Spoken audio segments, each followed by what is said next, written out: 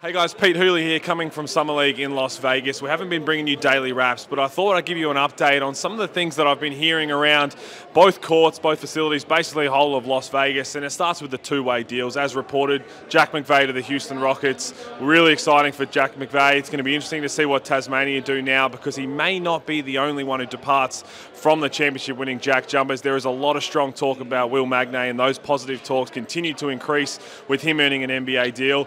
Luke Travers is the other one we've spoken about a little bit since being here in Vegas. Those talks with the Cavaliers continue to ramp up, and as I reported and Olgun's been reporting, it is more of a when, not if he becomes a Cavalier. It seems they love him. There is potential for him to also be getting the last 15th roster spot. I think that's why the deal is taking a little bit of time, but one way or another, it looks like Luke Travers is set to be a Cavalier. And the last one is Joe Luala-Chul. They had a summer league before coming to Vegas as Sacramento Kings.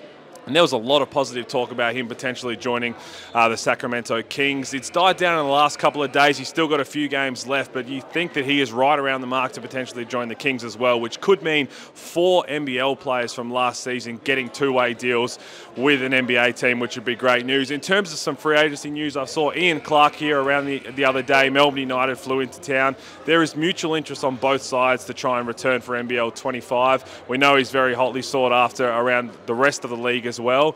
Another one is Tyler Johnson. Saw him yesterday. He had a year off after welcoming another child to his family. He's been doing some workouts with NBA teams, but has also been talking around to some NBL teams, telling him he's interested to come back to Australia, see what continues to transpire there.